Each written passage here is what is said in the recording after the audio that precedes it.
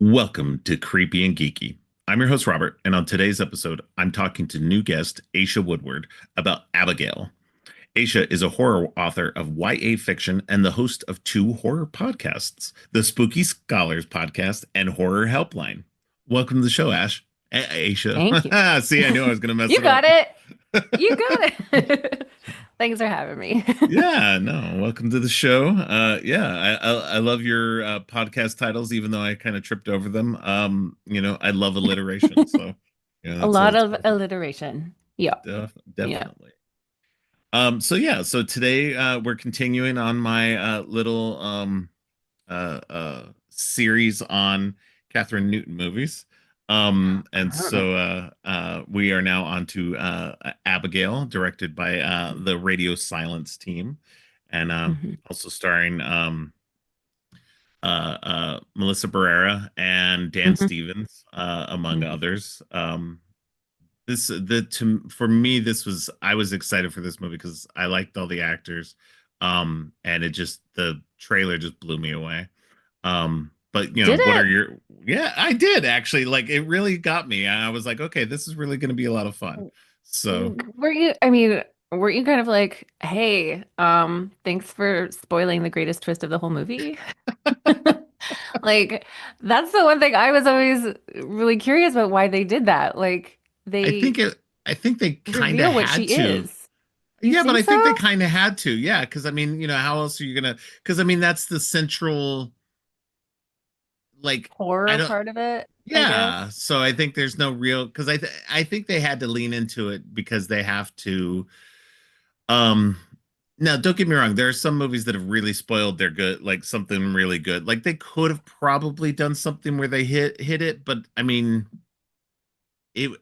I They don't know. I could. think it's just difficult to like kind of you know make that work at least in a Yeah. trailer form to get the butts in the seats. So Yeah, like that's what I mean, like the horror part. Otherwise, if you don't really reveal that, people are going to think it's a movie about a little girl, I yeah, guess.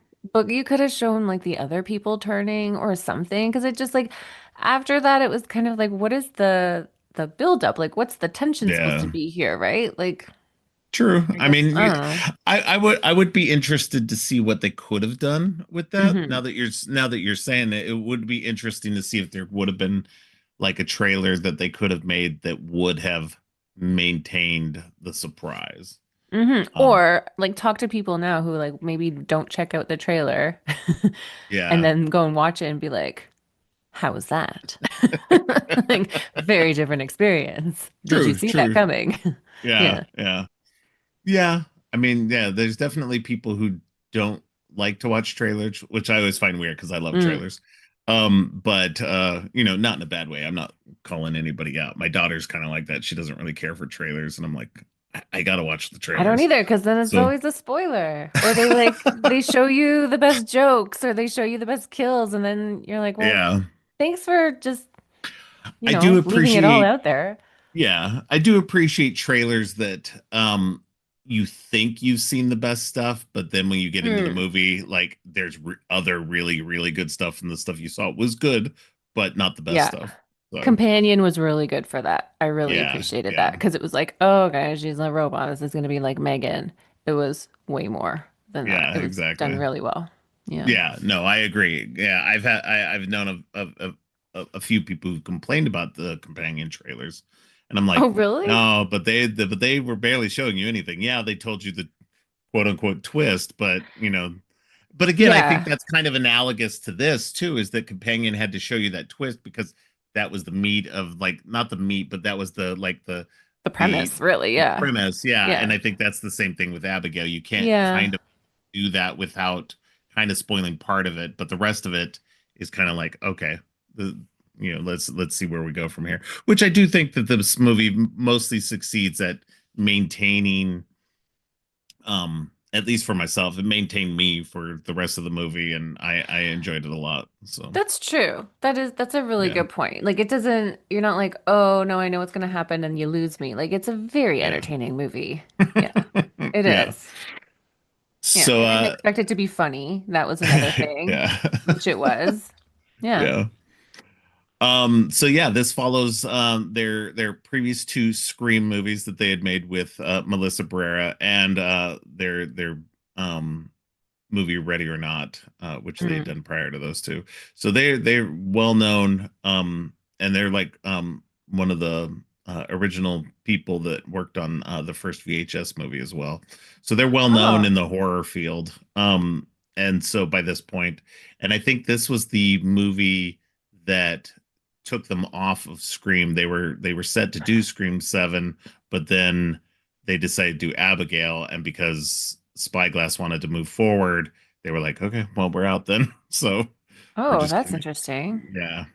I didn't So, know the Ready or Not connection either. It's really funny you mentioned that because the ending there was like I literally thought of the end of Ready or Not and the way that the blood sticks to her face looked hmm very much like Joey at the end. It was like the same kind of effect and I went, "Oh, that looks like the ending of Ready or Not when she's like yeah, sitting on the stairs and everything's on fire." Well, yeah, that makes sense. yeah, Okay. yeah.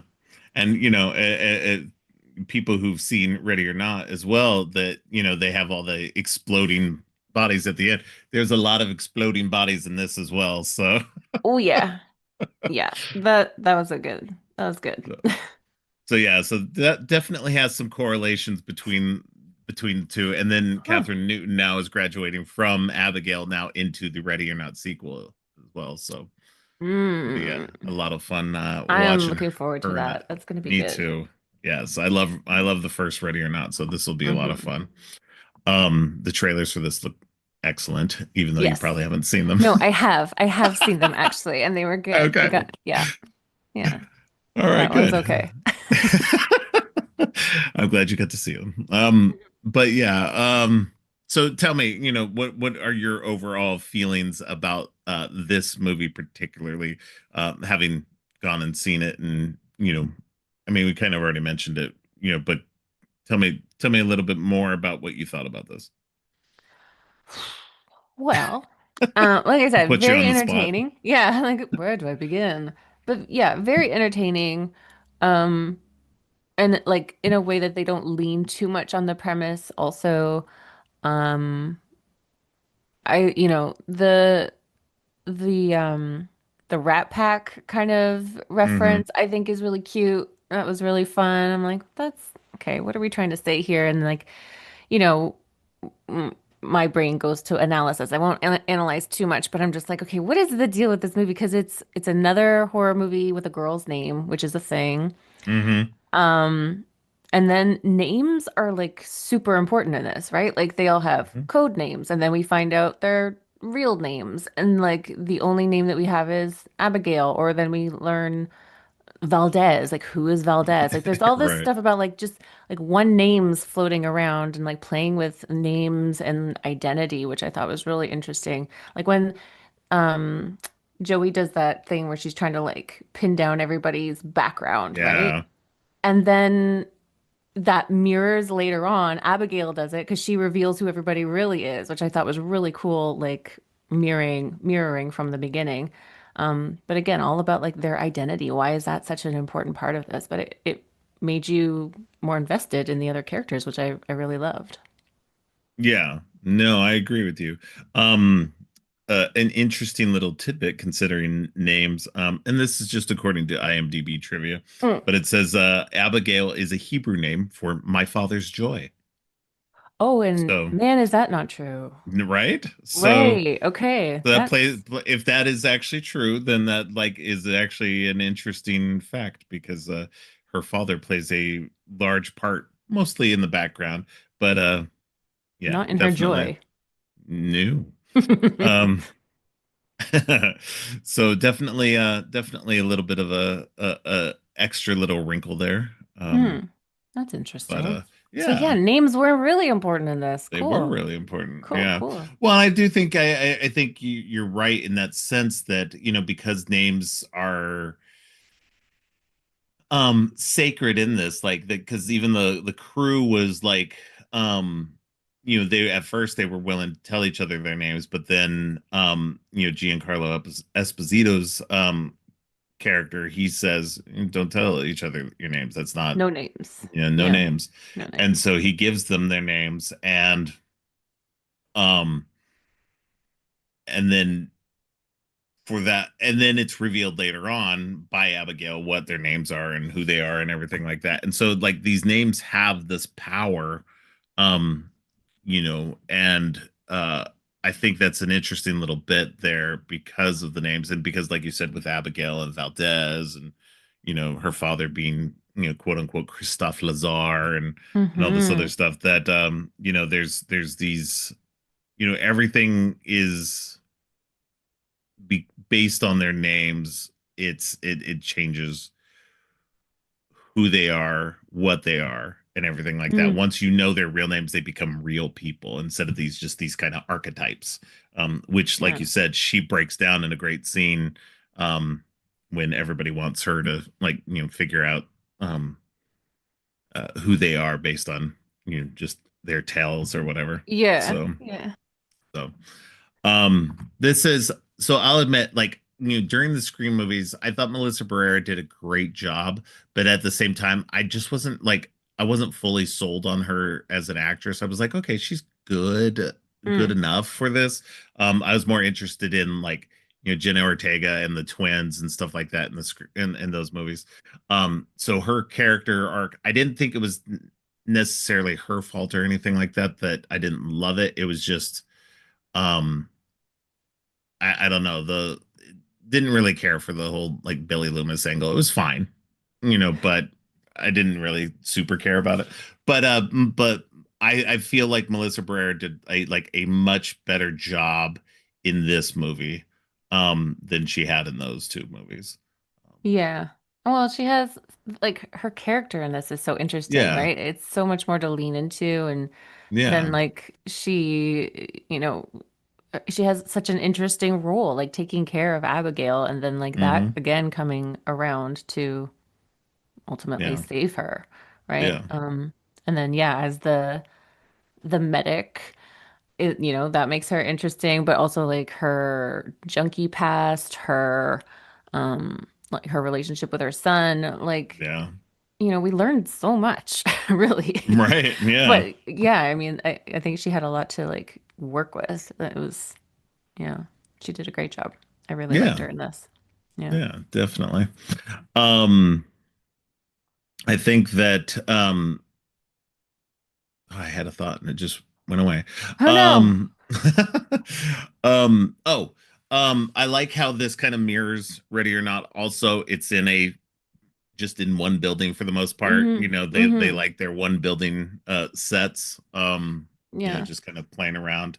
Um, it's uh it's an interesting building too. Very old. I think they said it's in the things here. Let's see. They rather than filming predominantly in a studio, the production team used the famous Guinness Manor in Dublin, Ireland. So it's an actual Oh. real place. So I mean, presumably they didn't use a lot of fake blood. I know they used a ton of fake blood for this movie, but hopefully they did that stuff on the sets, or they were just really good at cleaning it up. So Oh yeah, that's a good point. And I bet like I wonder where there must be a different location for the like morgue body soup area. I hope Right? so. Ugh. Like imagine looking for that location. No, we need something that's like, like an old like lab, and then we need space for like 100 gross dead bodies for Yeah. somebody to swim through. Uh, Sure, I'll work on so, that for you. like that's kind of the word. Like I'm not generally a squeamish person when it comes to horror movies, but that one got me because it's just like ugh. Yeah, it's Um, super gross. And then like Kathryn Newton, she like her reaction is so interesting. Like she doesn't I really like clocked it this time when I was watching it. Like she gets through it and then she's like she makes a phone call and she's like trying to tell him about like what she's like been swimming through. And he's like, "Oh, how many bodies are there? Like two or three?" And then when she actually like it's you see her realization, she's like mm, she like can't even fathom and she screams. It's just so funny. Like yeah, that was like the moment she actually realized how many dead the bodies she was just sudden swimming through, horror right? of it all. Yeah, Yeah, yeah. So good. yeah. No, it's gross. It's gross. It's so gross. Because it's like it's because the bodies have just been like in there and presumably for a while. Hmm. Just all that water, quote unquote water that's in there is just like there's a layer of something thick over it, and it's just ugh. Hmm. Um, it's so funny too because I did watch I watched the gag reel um for the movie also in the special features. And there's a Oh, moment that's where she has got to go under the water and stuff like that. It's actually like physically difficult for her to get under it because it's so thick at first. So uh oh, gross. That's even worse. right. Ow. What a Oh trooper. man. Right. Hmm. Um So yeah, so this is a very loose remake of the of a movie called Dracula's Daughter. It's actually part of Universal's kind of push to um redoing um the Universal Monsters kind of series, Hmm. so with new takes because they'd already done like the Invisible Man, and they were trying to do other things. And when they got away from their, you know, they were going to try to do this connected thing called the Dark Universe. When they got away from that, they started just, you know, letting filmmakers go and make interesting projects based on these kind of movies. So I didn't know that. That's cool. yeah, What a novel idea to give filmmakers the freedom to actually be creative and right. hmm, We get look how it interesting works out. things. Yeah. Yeah. We Yeah. get more interesting things than trying to shoehorn it into some cinematic universe. And don't get me wrong, Absolutely. as a big fan of the MCU, I think that's great that, that sometimes that works if you can make it work. But But it's a it different does, thing. yeah, it doesn't always have to be something. I know people are trying to franchise the hell out of everything, but like it's not always the best thing to do. If so, I mean, don't get me wrong, the Universal Monsters is kind of the original cinematic universe in a way. So if anybody Yeah. should be able to do it, it should be them. They just went about it the wrong way. Hmm. Again, you can't shoehorn those things in that don't work. It's like that was Yeah. the reason why it worked in the first place is because you had all these different movies that you then managed to kind of smush together into something, interesting and fun rather Hmm. than, you know, trying to create it, from the beginning. So, Yeah. Yeah. um, Huh.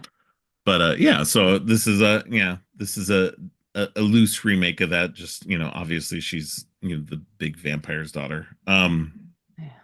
So I will say I love Alicia Weir. She's the girl who plays Abigail in this.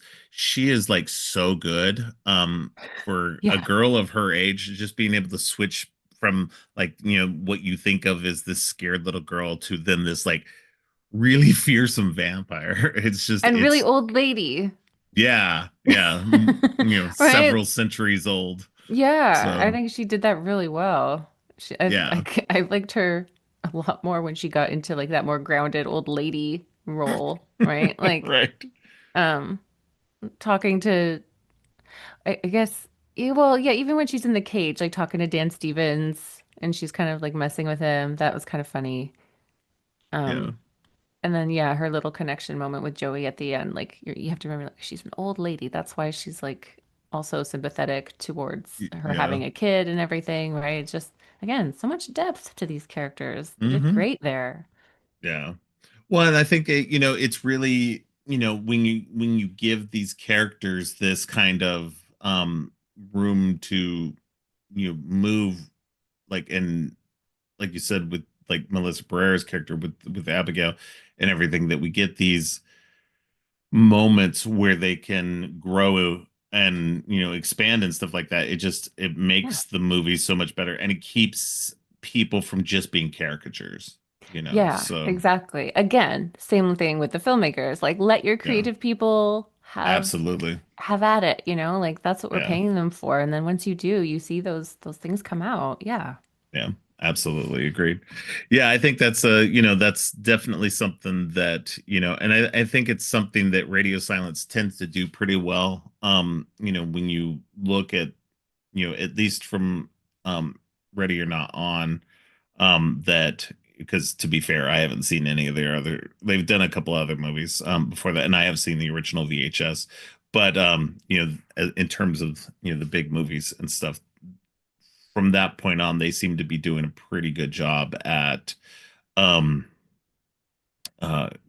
creating these universes that feel lived in and real in ways that help these movies actually make sense and are entertaining as well. So Hmm. Hmm. um but um but yeah, I just with Alicia Weir, she's just so good in this. It's just I couldn't believe that somebody who was child actors are kind of you either get some that are just like brilliant, like she's doing, or you Hmm. get where most of them are, which are they're not that great. And to be fair, I mean they're just kids, so they don't have the years of experience and knowledge Hmm. to inform a lot of acting. And so when you get somebody like her who seems to be actually like way older than she should be, Mm. it really works. Yeah, you're right, though. It could be hit or miss with child actors, but there are, I think, you know, how much training could they have? I don't think it comes down to training. It's like you got to find that unicorn Mhm. kid that doesn't need training. They just know how to pretend and do it well. Like, Right. they come out of nowhere and then all of a sudden they're just like incredible, like her in this. Like, maybe that's part of like how they were able to also spoil her reveal because they're like, yeah, okay, it's like a little girl vampire, but just wait. Like Yeah. it's a really good little girl vampire who's like super creepy and like does these like really weird dances that will just haunt your mind. And yeah, so maybe that, I Yeah. mean that because that does add a whole other layer to everything, right? Like when we realize, yeah, she's a vampire, but she's also like insane. And she's like Right. and she's messing with them and she's been messing with them the whole time. And yeah, that's wild. Yeah. Apparently they actually incorporated more of her dancing into the movie, like once they realized that she was actually a really good dancer. Um, Oh, that's why yeah, we get the second dance, maybe? I believe so. And then when she's Okay. dancing around the whole place and, as Right. she's, And then drop chasing kicks. them. Yeah. Yeah. Yeah. Yeah. Um, Hmm. let's talk about Dan Stevens, who is Okay. so wonderful in this movie. I love him. Like, I think it's I so love him too. funny that he he broke out because he was on Downton Abbey and he was like the hunky dude from that show, and then He kind of was. then was just like, okay, but I like this, but I'm gonna transition into other stuff because then he does The Guest and all this other stuff that's like completely 180 from just being like the hunky guy. Um, because he Well, could have and coasted on that his whole career, but he true. knew he didn't want to. And I love the roles where he gets to play like this. Have you This was, seen him in oh, what is that movie called? It's not a horror movie, I'm so sorry, but what is that movie called where Eurovision? I have, yes. I He is just saw in that recently too. he is incredible in that movie. Honestly, Yes, his character is so like it's just unfathomable. I don't know how he worked with whatever that description for that character was, but right. he does it so well. He I don't know. does. Like he's incredible, and that's when I kind of saw him very differently because I knew him from Downton Abbey. I was like, oh, okay, super hunk. And I mean Right. Matthew Good too, right? Like, Matthew Good is from Downton Abbey, and he's the Yeah, secretary yeah, Union. Yeah, but then yeah, seeing Dan Stevens do all of these different things, like he's a great actor. I love seeing him yeah. do all these things. His little like Queen's accent in this is so cute. Yeah. Well, he was in this, and I believe this was also the same year that Godzilla X Kong came out, where he's playing Uh, like a really fun character in that as well. Um, Good for him. Yeah, yeah, that's cool. the different like he's just choosing weird random stuff that He doesn't want to just be typecast into yeah, just like the romantic partner person, right? yeah, he'd rather have fun and play Yeah. in genre and like that. When I see somebody who chooses genre over important pictures, quote unquote important pictures, that I don't know, I find that more interesting, one because that's typically what I like to watch, Mm. rather than the the important awards kind of stuff.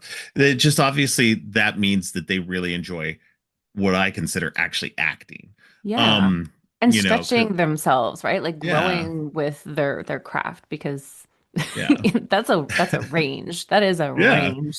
No, and I mean that goes into it. Like if anybody like hasn't seen Eurovision, it's a movie on Netflix. It is hilarious. It's about the Eurovision You're Song Contest, oh and my God. the main Can't characters are believe Will you're Ferrell and Rachel recommending it though. McAdams. It's hilarious. It is It's so funny. not. It's so It dumb. is, but that's why it's hilarious. I That's know, why I know, I it's get a it. I mean, fun movie, it's and it's Dan a Stevens is it's brilliant a in it. fun movie. That's yes. Yeah, Rachel yeah, McAdams is great in it. She yes. manages to hold her Icelandic accent the whole time. What Will Oh my Ferrell does gosh. not. Oh no, no. But did we really expect Will Ferrell to hold his No, no, accent? it's No. just it's so silly. So silly. Yeah. But no, yeah, it's definitely a fun movie. And I'm just saying, like, if you want kind of the range of Dan Stevens, watch Yeah. that one. Watch Oh, this that's for movie. sure. Watch Godzilla X Kong, and Hmm. then he was also in the movie Cuckoo, I think that same year too, which is Oh, like really I good. haven't seen that. So, I know what that is. I oh, haven't seen it that's though. a weird one, but it's really good too. But again, it's horror, and it's there's a lot of he likes to he seems to enjoy being in the horror sphere. He's Hmm. not always in it because he does random weird stuff as well. Like he did some kind of movie where I think he was I don't even know. He was like Charles Dickens or something, I think, in a movie. I don't know. Okay. He does really weird random stuff, which is great. Okay. I love people who get to play around and have fun. Yeah. Um Huh. but yeah, no, he's so fun. Like you said, he's got this, Brooklyn accent. And it's just he's just playing a sleazeball, Yeah. and he does it so well. He Um does. it's Yeah. just and he's terrifying. And it's just and it's nonstop. He's just so fun and good in this one. Hmm. And he's a great foil for Melissa Barrera in this as well. They're kind of like the two main characters throughout it. So Yeah. And him being kind of the final boss was a yeah, twist, yeah, right? That's pretty yeah, cool. yeah. It was Yeah. very cool. Um, and then of course, Kathryn Newton. You know, she's always fun. She's one of those actresses that I think is definitely going to like I love that she's getting stuff like this. She likes to play in genre as well. I mean, she's been doing Hmm. it since she was on Supernatural. Hmm. And then you know, um she was in Lisa Frankenstein and stuff. So I love that she's in the MCU. She's been getting this stuff that's like um she gets to play around and everything, so I'm loving that somebody young like her who's definitely a great talent is getting to just kind of goof around in all these little things and have a lot of fun. um Yeah, I like seeing because I mean I knew her again from Supernatural for so long, and yeah, you just meet her as that kind of she's that grumpy teenager, and yeah, she's got that edge. So when she started doing movies like Lisa Frankenstein, and then like this, and then you're like, oh, she's funny, and she's yeah, a bit of a goofball, and yeah, she doesn't take herself as seriously as I thought. Um, oh, and Freaky too was really yeah, it's good. freaky, yeah, Like she's excellent in that, but then again, another side of her. But in this movie, she's adorable. Like she's so weird. right. I love it. And like her backstory is so weird. And there was something very I don't know, like I don't know. She gave me like an extra kind of creep or ick factor as a vampire. Like there was something mm, different about how she looked as a vampire compared to the others. Like her teeth were like too big for her face or something. Like they were almost campy. And then like she has such big blue eyes. So she yeah, really she like looks so inhuman compared to the other ones. Like she really yeah, took over her whole look. And it was this extra creep factor for me. It was really good. And then the dance, of course, which was great. yeah. And Yeah. I'm wondering how much of that played into the fact that most of the time that she was a vampire, she was actually being controlled by Abigail So I'm wondering if that, you know, because of that, that's why it made her extra weird and creepier. Could Yeah, be. I mean, like it's so horrible when she's trying to like pretend like she's like facing the other way and they don't know that she's turned yet. And she's like, oh no, oh no. And she's like Yeah. trying to pretend she's upset and she can't do it. It's so funny. Oh no. Yeah, I liked it. Yeah. Yeah, no, it's hilarious. No, and I think that's what's great about her. She's been acting for a while. She was in like we said, Supernatural. She's in Paranormal Activity 4. Um, so she's been around as a teenager at least, for a while acting, and seeing her just kind of like transition into this, well known, at least in genre circles. Yeah, Um, but do you think she's talked about it enough? I don't think she is. Like, I don't, just like, she's not like your first go-to as like a list of our scream queens, and she totally is now. She I think totally is, she's, yeah. yeah. But I agree. I think that that's something that I don't think a lot of people think of um, when they're thinking about modern scream queens. Hmm. Which I think is definitely unfortunate because she is 100% scream queen worthy. Yeah. She's got a great roster now. Yeah. Yeah. So I think she will be for Yeah. sure, especially because she seems to enjoy playing in this area. Hmm. So as long as she keeps doing that, I think that, I think with with the right circles, I mean, that's kind of why I'm, um, highlighting her this month Yeah. is because I That's really great. think that she is a talent worth recognizing, especially in the horror field. Hmm. Because she definitely has enough credits at this point to really kind of cement herself. Um, I mean, Freaky alone should have done it. Um, Yeah. but but Maybe the because she rest of the kind of does, she does quirky things, right? She hasn't, I mean, well, Freaky yeah, is pretty. It's pretty drastic, but I mean, it's still quirky. It's but still it's a little also campy quirky. and Yeah, weird because it's like yeah, Freaky Friday. And yeah, so she's doing like fun horror, or maybe yeah, people think that that's not serious, but I mean, I think it's important. I think it's one yeah. of like the best sub genres in horror, right? Right. And Well, it's and kind of I'm a cool comedy. Yeah, yeah, no, like go ahead. she's choosing the comedy horror, right? Like that's really Yeah, interesting.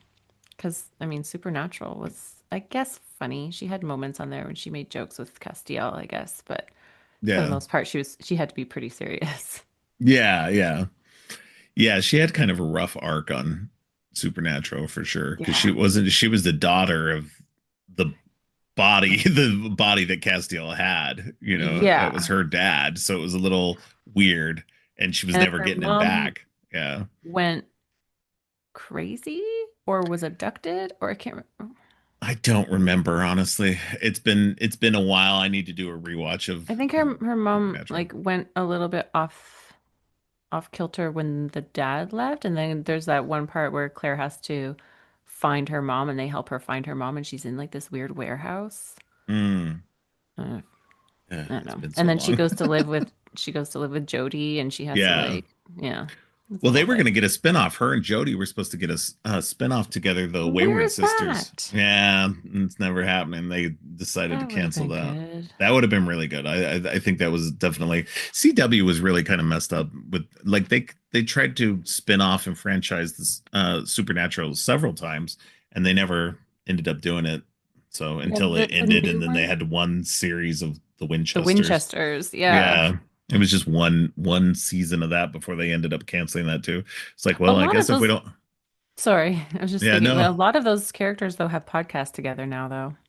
Like yeah, Jody and Donna, they have a podcast together. Um the guy that plays God and the guy that plays Gabriel, I think they have a podcast together. not So, surprised. Yeah, yeah, it's pretty this is why good. normal people like us doing podcasts have a harder time finding an audience because all the famous people are doing podcasts now, Yeah, get out of the way. right? This is our space, man. You guys Yeah. got acting. Oh, what more do you want? But I mean, I don't blame people. Like, I'll admit I don't have as much time to watch or to listen to podcasts these days, but like if I were to listen to podcasts, I'd probably listen to more of the famous people's podcasts because it's just like, okay, they might have some fun stuff to say. Yeah. Um, but I like to think we have fun stuff to say also. Yeah. Yeah. Come And we're more on. relatable because we're just like you. Um, we're just normal people. Oh yeah, we're just normal people. Normal, people That might talking be about taking it our a love little of horror. far. Mm-hmm. Right. Mm-hmm. We're just talking about our obsessions with horror. Yeah. But but yeah, no, I think Kathryn Newton's doing a great job in there. I think the rest of the cast is great. Kevin Durand, Angus Cloud. I'm gonna admit, like, and I was talking to my daughter about this before. I Angus Cloud is not to me that great of an actor. I feel bad that he died, of course. But I can't go and go, okay, well, he was a great actor because I didn't find anything that he was really in like what his role was because he always kind of played the same kind of stoner character, Mm. so it's kind of hard to. And don't get me wrong, if somebody plays a stoner a lot, I mean, Cheech and Chong did it for years. Um, but um, it's just I don't know. He didn't seem to have the range. And I also just, he's okay. But again, it seemed like It he was was very, nothing new for him. yeah. And he Yeah. was just in a niche that was just his own. He was just like, I'm the Yeah. stoner dude. Mm-hmm. So I think he was fine in Euphoria, which is kind of where he broke out at. Um, but again, he was playing like a stoner drug dealer type guy. So it was like, Hmm. um, but yeah, I mean, but Kevin Durant is hilarious as a Quebecois, muscle man. Um, He's so funny. he's so funny. And he Canadian actually, content also. Yay. well, he got to use his actual accent. I guess they were saying something like, I think it was the first time he's ever been able to use it for a character on screen. Oh, that's Um, fun. yeah, yeah. It said he's never done on film before. So, Hmm. um, so the each of the actors were able to kind of like help craft their characters a little bit as well. See, So that's that's really so cool. cool. That's Yeah, coming through then for sure. yeah. And I think that's what's really fun when you get directors who are super collaborative like that. Mhm. That Interesting. yeah. And I think that ultimately, the actors can bring something. I think that the directors can still veto it and just go, Yeah. yeah, I don't think that's going to work exactly, but maybe we can tailor it, in some way. And as long as they work with the actors and stuff to create something fun like that, I think that's important. Um, Yeah. Yeah. I, I Getting I all of love those this. creative juices flowing through Yeah, them. Then the director's part of like a collaboration. Yeah, that's definitely yeah, coming through then. That's where you get like the richness and layers of these characters then. Why aren't more people doing this? yeah, yeah.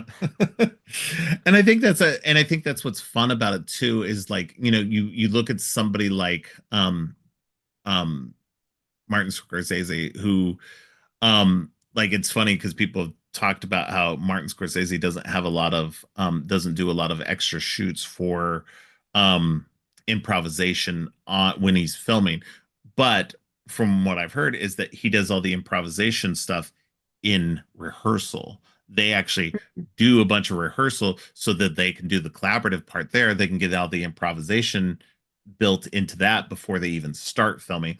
So that way, when they go to actually film, they've already done all that. They know what works and what didn't work. And I'm like, that's Mm. actually brilliant. You got to build Yeah. in that if you've got the time to create that collaboration. I think that's really fun and necessary.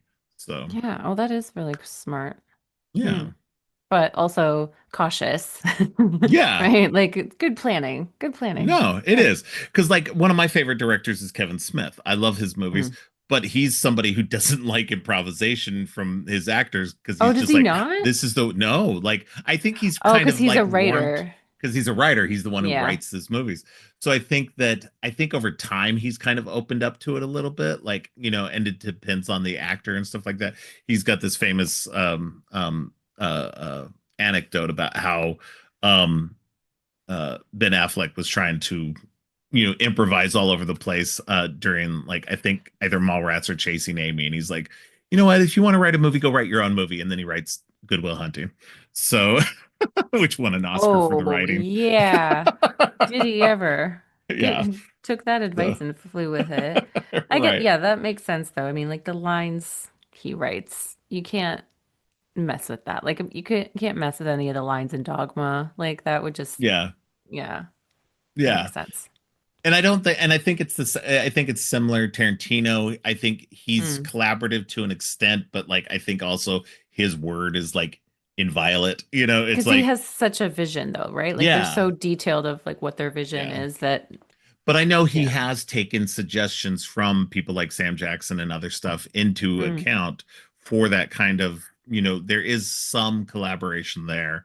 Um, but Mm. so I think that that's interesting that depending on the filmmakers, but I do love hearing when people are very collaborative like that because I do think Yeah. that it makes the movies richer in a way that through that actor stuff because the actors, don't get me wrong, not all actors are great at that, but when you have actors Yeah. that are really good at like coming up with interesting backstories and little things for their characters and stuff, I think that helps build on it. So Hmm.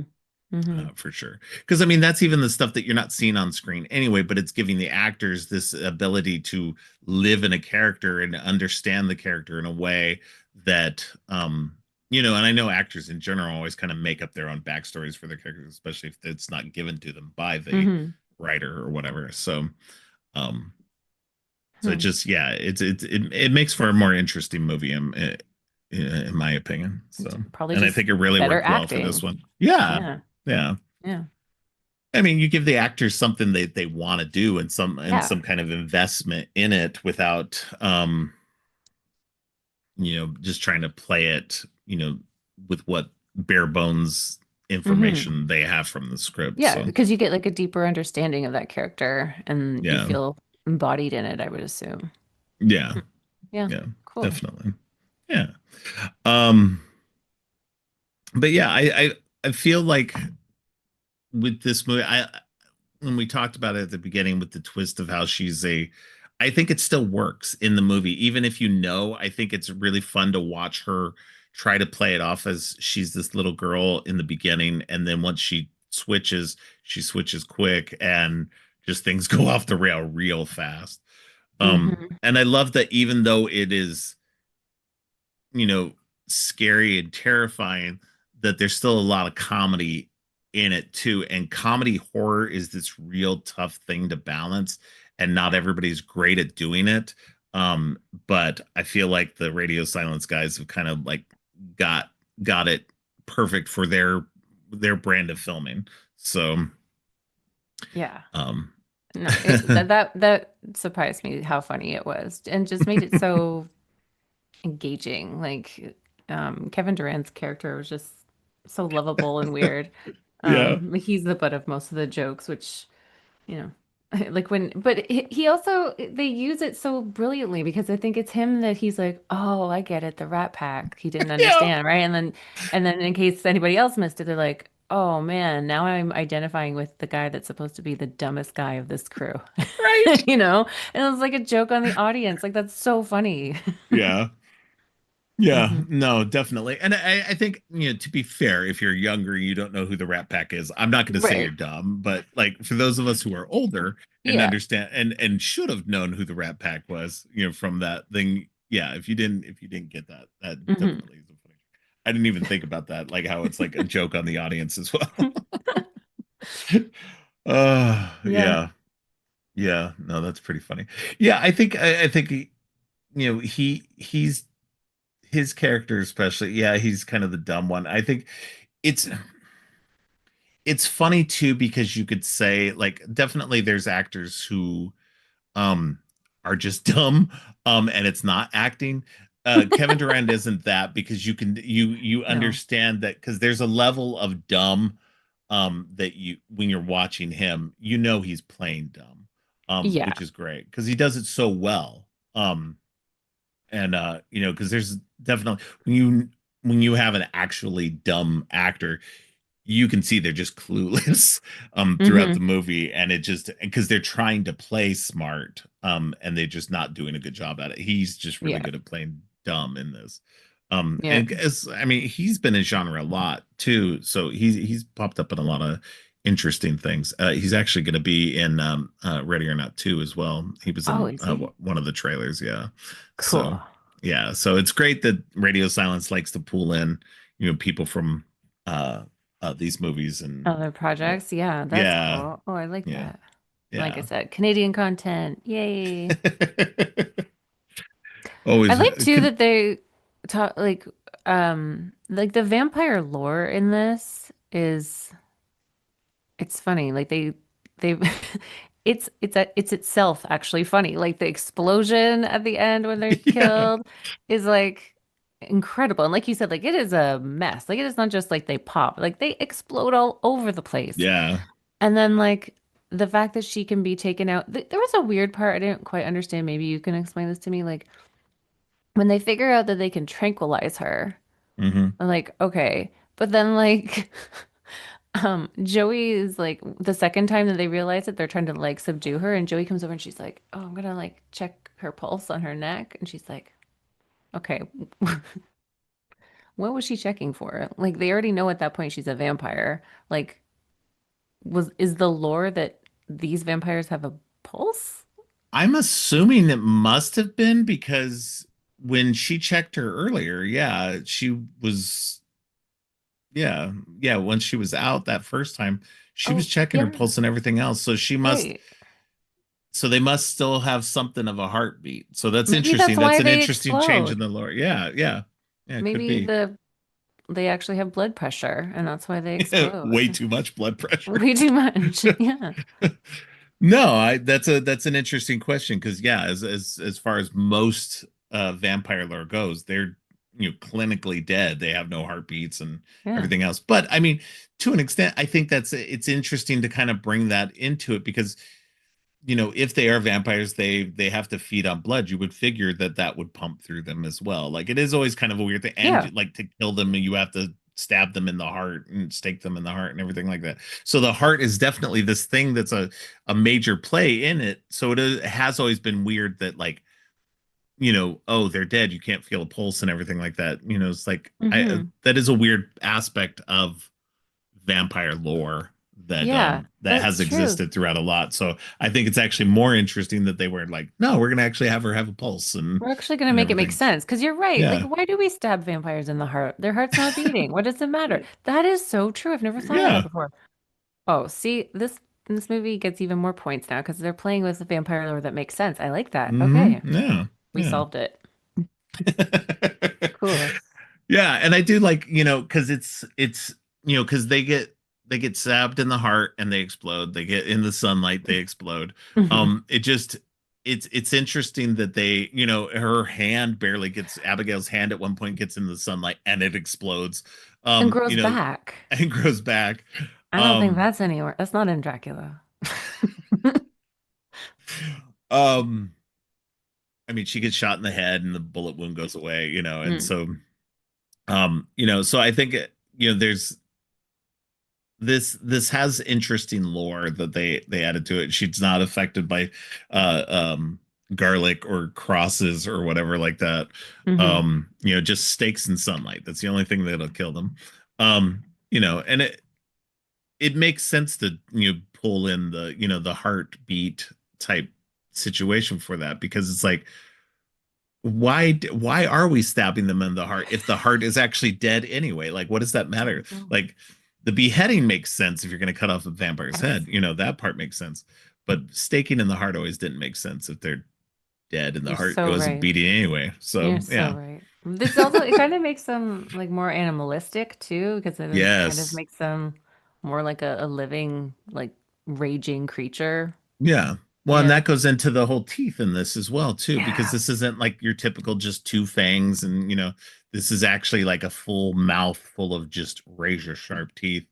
Yeah, it Um, is. and they went for that. They wanted to have like more like a shark like Mm, look to that where it was more animalistic. nailed um it. yeah, yeah. Yeah. 100%. And So, and the control too. It's such a cute part where Abigail's like, "Oh, like you tried to, excuse me, you tried to control her, but that takes like she says like years of practice or something and yeah, like real finesse, and you wouldn't be able to do that in like seconds, right?" yeah, That's very cool. yeah, yeah. I love that Joey, Melissa Barrera's character, just kind of was playing along with it Playing just to along. mess with him. Yeah. Yeah. Yeah. No, and that's why I love that part of it too, because it was just I felt that like that's what was really happening anyway. Because it was just like, come on, you're not gonna I knowing vampire lore as much as I know, that would definitely be a power that would be like something you learn over time, not something that you would just gain, like just be able to control. Okay, now I'm gonna make you do this stuff. Hmm. Because he wasn't even in her mind, like like Abigail was in Sammy's mind. So Hmm.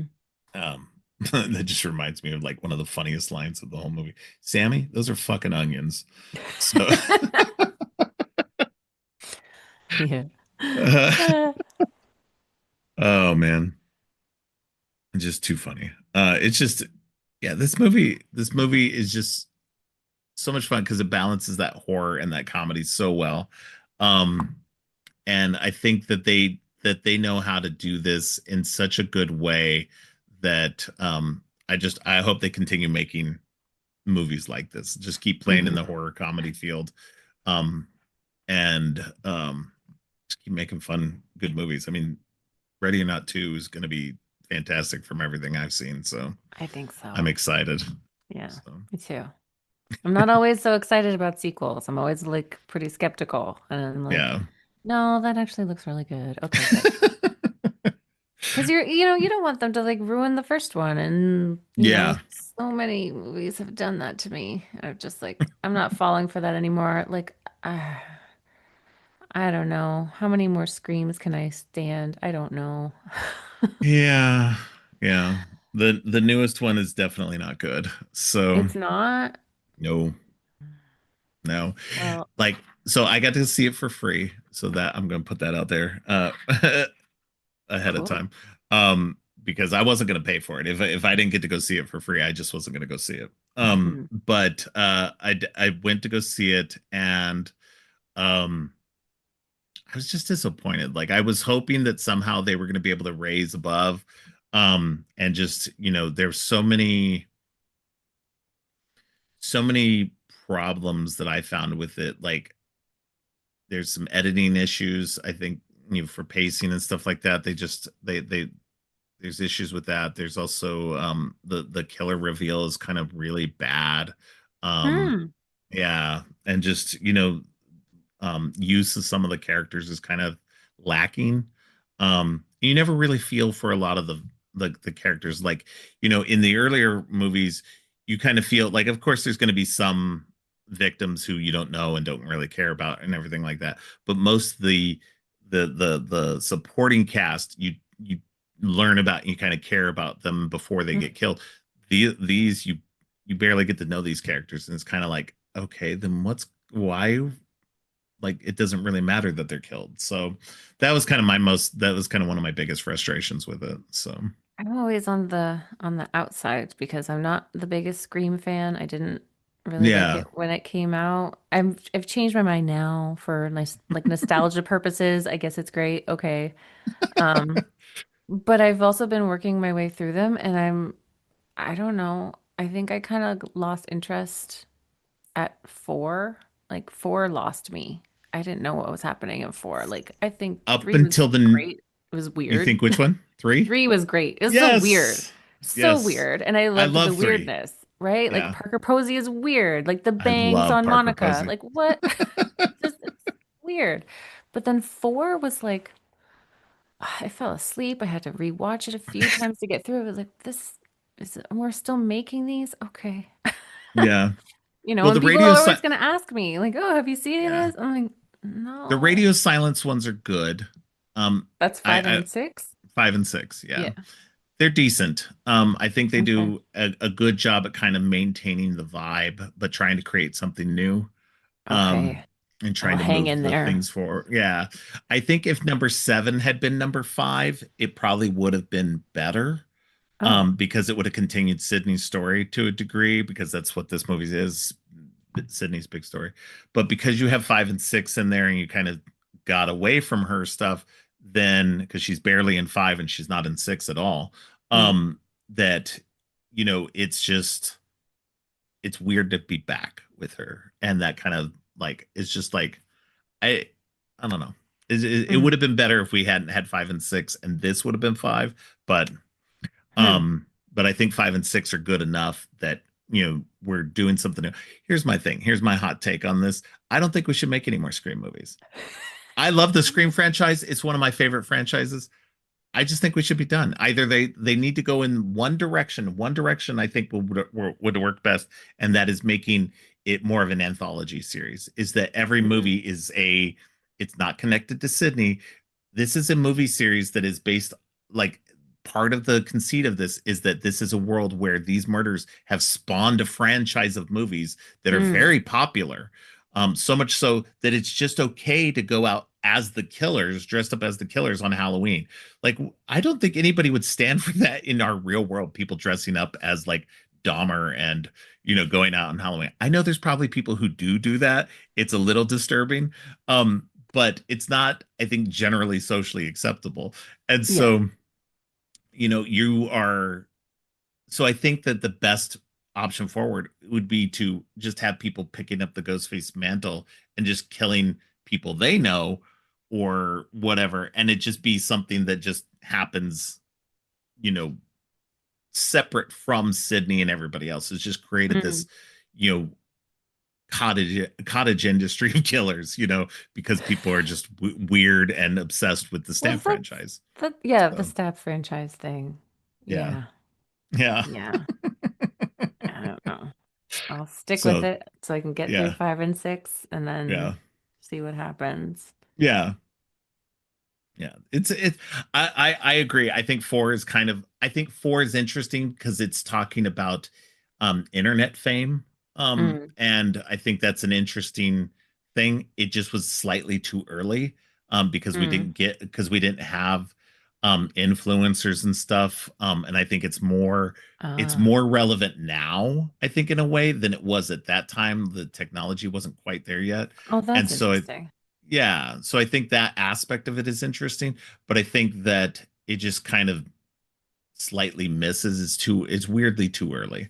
Mm. Um, uh, but um, but I think Scream does best when it's trying to comment on the time and specifically certain things, and I Yeah. think that's what works best because that's what Scream itself was doing. It was a meta fictional, like, response to horror, and the Yeah. horror movies and stuff, and so it's just, I don't know. And the But time yes. of those TV stars being all shiny, and why on earth would we Yeah. put them in a horror movie? Let's try it, Exactly. right? Yeah, Which I exactly. hated at the time. Now I get it. I was like, that chick's from Party of Five. Get out of horror Yeah. movies. But Right. it worked.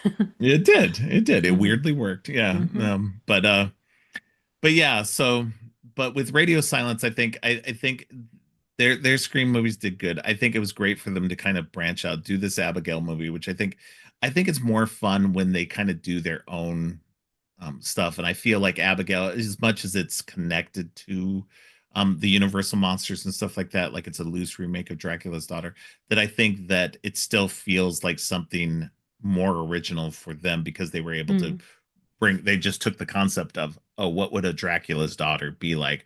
Let's not remake that movie. Let's just go, we're going to make what the concept of a Dracula's Daughter would be. Yes, Um, yes. And I appreciate that because I think that was yeah, the smart thing to do. We don't yeah, need all these remakes either. Like, yeah. come on. I'm not against remakes. Because I don't Not think fully, but yeah, I think sometimes. that they have to make sense for doing it. I think that in a way, either you have to have a huge enough distance or you have to remake something wasn't that didn't succeed. I think it's Mm. weird that, like, We're not doing that was enough. don't remake stuff that's popular and that Yeah. people like, Yeah. because that's already been done. People like that movie. And Don't you keep remake that. ruining it. Yeah, don't make RoboCop. Don't make the RoboCop remake. Just the RoboCop already exists. People love it. Yeah. Don't remake that. Just make everybody go watch that. Yeah, I Um, watched a movie the other day and I was having this exact thought. It was my mom is a werewolf. Is that what it was called? It was something cheesy like that. My I mom's a think so. werewolf. Yeah. Yeah, Anyway, it was a great movie. Like what a yeah, silly 80s movie is supposed to be, where like the mom is freaking out that she's turning into a werewolf and she has to hide yeah, from her family. La di da. It could use an update. There's like yeah, not many people of color in the movie. There are some lines that maybe could be updated for our time. yeah, I think that would be a fun movie to be remade, but we keep yeah. remaking things and like ruining my childhood. And I'm like, are you serious? I don't need another Beetlejuice. I hate you. I hated Beetlejuice. Beetlejuice. It was It's terrible. so funny because I actually thought it was okay. So No, it was terrible. I didn't have precious feelings for the original, so that was Oh, why. well then Yeah, that changes things. It's like one of yeah. my favorite movies ever. But I like Tim Burton stuff. That just was for some reason that one just didn't click with me. So yeah, that I don't know what's happening with him lately. What was the other thing he did recently and it wasn't good? I'm like, what happened to Tim Burton? Is he like part of the machine or has he just lost his stuff? I don't know.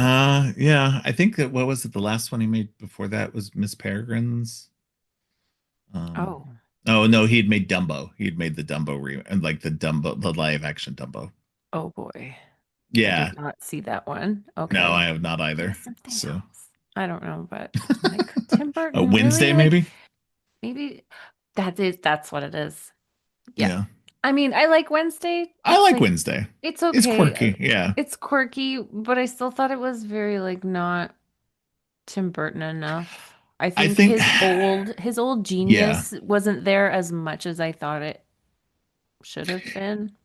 I think he's become a shadow of himself in a way. Like I think that, he used to be this quirky dude that did a lot of weird, interesting things. And I don't know if it just kind of burned out of him or maybe corporate stuff has kind of dictated that he can't be That's what I that think. weird anymore. I think it's Um, maybe both. maybe But both. also it's Yeah. like remaking a lot of stuff, man. Like, Yeah. you know, Edwards, kind of bring it back to what you were saying about like if you're gonna do a remake, like make it like something that wasn't there. Like Edward Scissorhands is technically Frankenstein. I actually think it's more Bride of Frankenstein, but that's an argument for another Yeah. day. T you take the concept, right? And then you Yes. get weird with it. And then you get Yes. something like Edward Scissorhands, which is a brilliant movie. Just Yeah. brilliant, right? And then, you know, because you get to work your imagination and your creativity in there. So that's what Yeah. happens. That's the secret sauce, people. Please Yeah, I think that's get ultimately where more you need to go with creative. it. Yeah. You need to take if you like this idea of something like that. And I think that's we're starting to see it, especially kind of in the horror field a little bit. Because because New Line isn't remaking Nightmare on Elm Street. We're starting to see movies that kind of incorporate characteristics of that dream worlds and other Yeah. things like that into movies like Mr. Crockett and Black Phone 2, Yeah. where you're starting to get these Freddy Krueger-esque characters, but you're not having Freddy Krueger. And I think that's actually better in a lot of ways. We don't need Freddy anymore. We don't need Jason anymore. We need characters, stories that are similar, Hmm. but don't really require that character because you can do it, you can update and everything else. I think Freddy and Jason were perfect for their time. We don't need them anymore.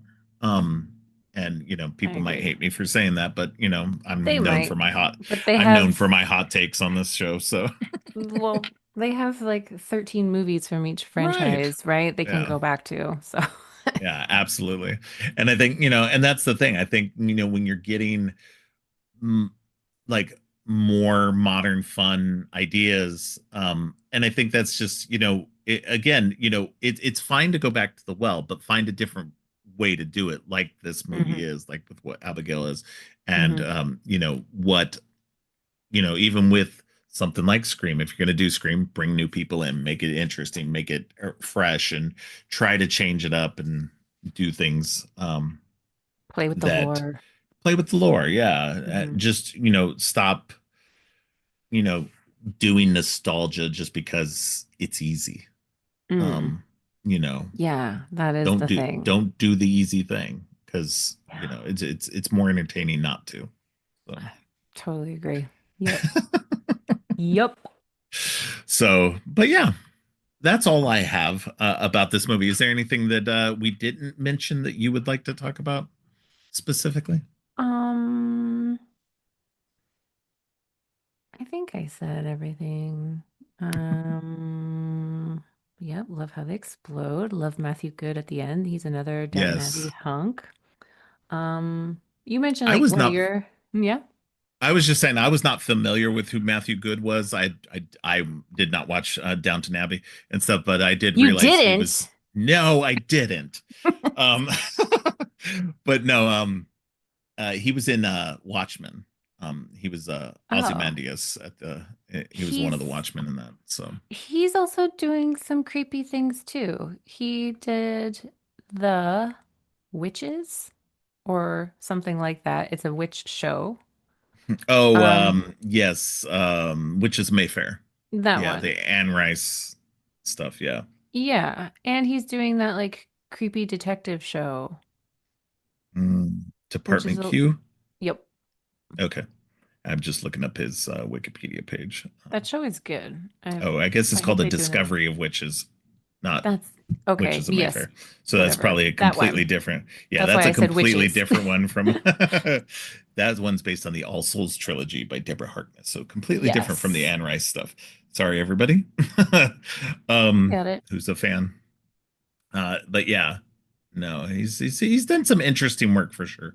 Hmm. Um, I just wasn't super familiar with him, so it was like I'm sure for those who were fans of his, they were like, "Oh my God, Matthew Good," and I'm like, "Wait, who's this guy?" Who's this Um, dude? yeah, it's Yeah. like he makes a passable like Dracula-esque vampire. So Yeah.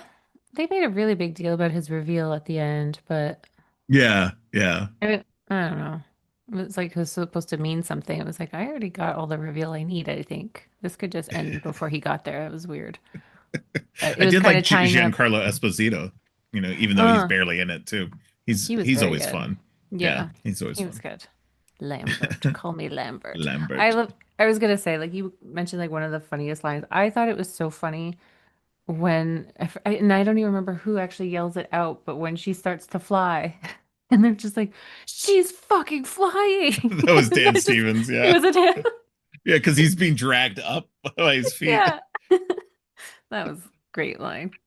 Yeah, Oh man, yeah. yeah, Dan Stevens, man, he's like for me, he's definitely like probably the best character in the movie. Like Hmm. he is just so funny and so good in this movie. Like everybody else, like again, I think Melissa Barrera is doing a great job, but this is definitely a Dan Stevens movie. Like just Yeah, I think you that's know, fair. Yep, yeah. yep. It's just I think it's hard to like even with like you said with Eurovision and stuff like that. He's barely in Eurovision. He's in just a couple of scenes here and there, but when he's on, he is so good. Yes, It's so funny that he just kind of like takes over, and he it's just does. like it's fabulous. Yep. So, and if people haven't seen it, I know not everybody loves the Godzilla movies and stuff like that, but if anybody hasn't seen Godzilla X Kong, he's great in that too. Okay. And he's going to be in the next one as well. So his character carried over into the next one. So he Oh obviously enjoyed man. that movie. So Man, I like seeing all these Downton Abbey people show up in horror. That's just so funny. There's another yes, character in the movie The Ritual. I haven't seen that one yet. That's that's a good bro movie. You should watch that movie. And there's another Downton Abbey character in there for you. So you got to watch Downton Abbey and The Ritual. I think the problem is I'm not a big Al Pacino fan. So um, I think that was the reason why I didn't really want to see that one. Mm. Um, Oh, not that's the other Ritual. oh wait, There's another one. It's this I'm gonna Scandinavia, I think they're in oh, going on a trip. oh yeah, but that one doesn't have Dan Stevens. I've seen that one. No, not Dan Stevens, but another Downton Abbey character. Oh, gotcha. I have seen that ritual. Yeah, that one's Oh, good. okay. That one's good. That's a good Yeah, movie. Yeah. yeah. It just was weird that Dan Stevens actually was in a movie called The Ritual. So Oh my, that's pretty funny. wow, that got really confusing. It Yes. did. It Okay. really did. Sorry. Yes. No, no, no, Okay. no. That's good. But yeah, and if anybody hasn't seen it, I mean, you should have. I've already covered it on the show, but watch The Guest also. The Guest is fantastic. Mm, So, have you seen The Guest? mm-mm. Oh, it's really good. Okay. Um, yeah, there's yeah, it's him and Micah Monroe. Oh, So yeah, I like him too. Okay. yeah. So, yeah, they're it's a great movie. What is it? Who directed that? Adam Wingard. So, um, Hmm. Have you ever seen, I was going to ask you at the beginning because there was another yeah. scene in this that reminded me of the movie Haunt. It's about like a Halloween night I think I funhouse. have. I think I have. It's just one of those Um, movies where you go like, don't give away your cell phone. Don't let them take it. What are yeah. you doing? Don't let them take your cell phone. This never goes well. That should be your I think it's first clue. yeah. I think it's always funny. Yes, I have seen it. I gave it 3 stars out of 5. Um, I need to rewatch that because I I liked thought it it. was I thought it was good. Yeah. good. It was Yeah. pretty gory and it was pretty Yeah. scary for what I thought it was going to be, which was Yeah. I just like need a to cheesy Halloween movie. yeah. Yeah. I need to rewatch it because I remember liking it. My 3 stars was not like a bad review. It was just but it's one of those movies that I think I watched and was just like, I'll go back to this again. It was one of those. Mm, There's certain movies that I'll watch and I don't hate them. I just kind of like, I'm kind of like middle of the road on them, and then like mm. I'll go back to it and I'll like it more. So, Yeah, that can um, happen. yeah. So I try to give most movies at least 2 watches if I didn't outright hate it to begin with. So. Right. I was gonna say, you can't pay me enough to watch Beetlejuice again. It's not happening. I mean, as much as I liked it, I'm probably never gonna watch it again. It was Mm, okay. It wasn't like yeah, a stellar movie. It was just like it was okay. it was So not. Okay. Well, enough hate for Beetlejuice. Sorry. Had to get that out, I guess. it's too funny. Um, speaking of Beetlejuice connections and Wednesday and everything, that did you hear that Winona Ryder is gonna be on the next season of Wednesday? No, I didn't. How do I feel about that? Could be interesting. I don't know. I still haven't watched the second season of Wednesday yet. I'll It get to might it be eventually. okay. I mean, Christina Ricci in there was a nice little Yeah. surprise. That was cute. She's been a lot of fun lately.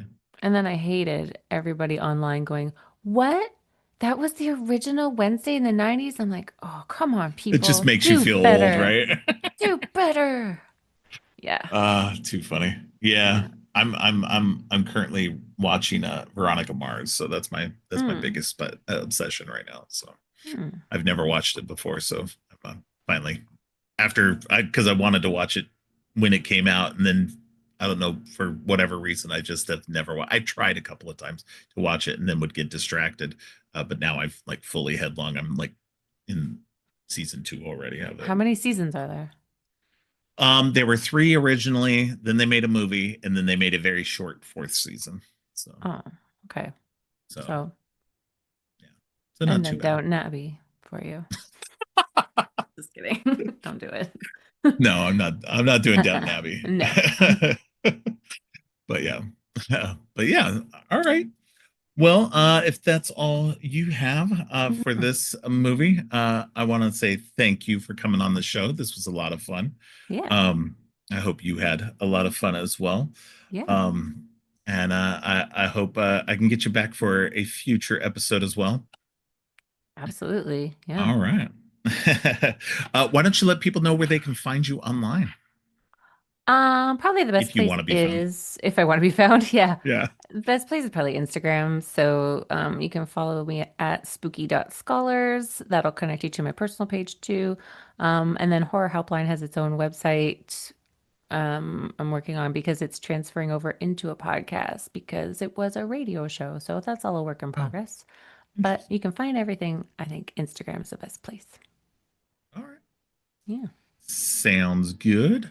Um, well, thank you again. I Thanks for appreciate you having me. coming on and having a And I'll lot of send you fun my with me. photo.